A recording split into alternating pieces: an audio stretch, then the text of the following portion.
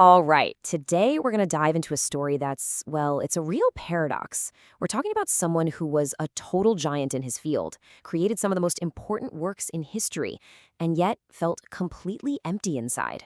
How does that even happen? I mean, think about it. What if you got everything you ever wanted? You climbed every mountain, achieved every goal, and still felt like something was missing. It's a question that feels super relevant today, right? Well, this exact thing happened to one of the most brilliant minds in ancient history, the great sage Vyāsa Deva. So let's get into his story. So our story kicks off with Vyāsa Deva. He's the super smart son of sage Parashara and Satyavati, a true legend of a scholar. And he looked out at the world and saw this huge problem that, someone had to fix. And here's the problem he saw. You had the Vedas, right? This is the absolute core of spiritual knowledge. But it was just one giant, super complicated book. Think of it like a massive computer program with no user manual. It was basically impossible for the average person to understand. And Vyasadeva knew, deep down, that this kind of wisdom wasn't meant to be locked away. It was meant to be shared.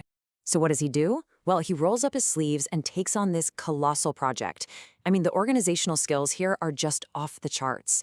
He takes this one massive Veda and breaks it down into 4 clear, distinct parts: the Rig, Yajur, Sama, and Atharva. You have to understand this was a total game changer. He was basically creating an organized library of wisdom where before there was just a single, unreadable volume. He made it accessible for pretty much everyone. But he wasn't done. Not by a long shot. Okay, so he organized all the knowledge. That was step 1.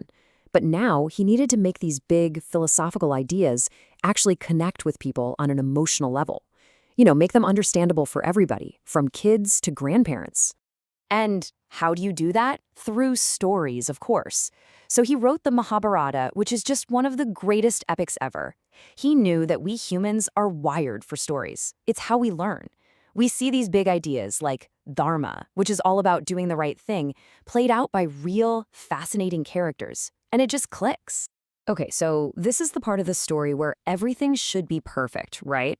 I mean, he organized the Vedas, he wrote the Mahabharata. These are legacy-defining, world-changing achievements. You'd think he'd be on top of the world, feeling totally fulfilled. But he wasn't. It's actually the opposite. After all that success, all that fame, Vyasadeva just felt sad, dissatisfied. There was this gnawing emptiness inside. And honestly, it's something a lot of successful people talk about even today, right? That feeling when you've achieved everything on the outside, but it doesn't fix what's going on inside. He knew, he could feel it. Something was fundamentally missing. So there he is, sitting by the Saraswati River, just asking himself, why?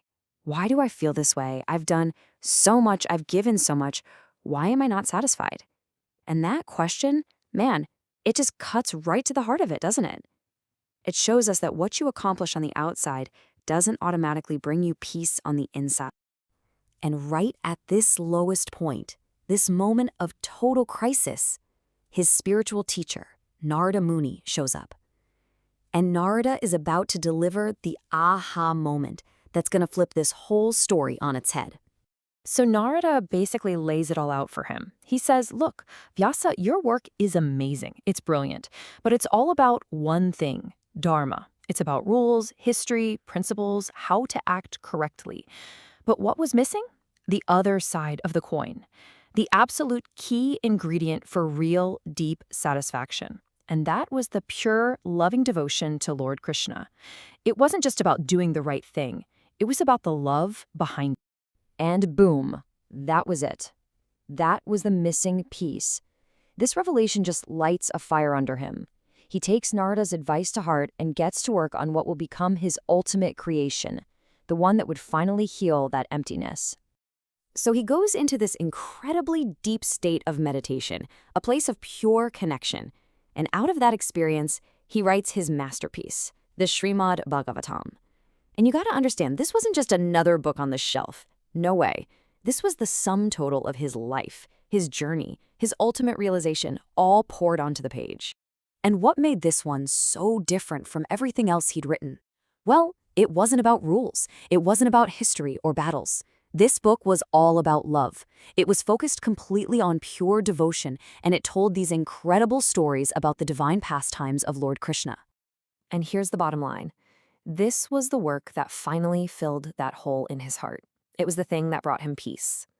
By shifting from just knowledge to knowledge with love, with devotion, he found the happiness that he'd been searching for all along.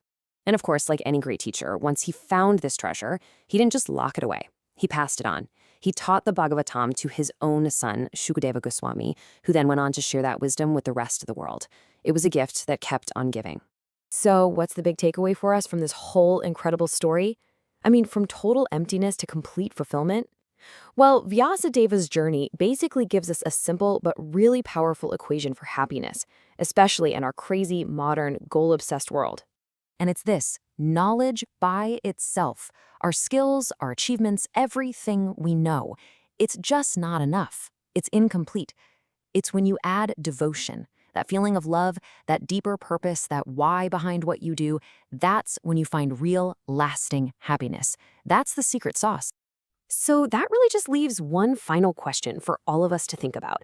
In our own lives, with all the things we know, all the things we do, all our ambitions, what's our devotion? What's that spark of love or purpose that gives meaning to all our knowledge? What's the thing that turns what we do into who we're really meant to be?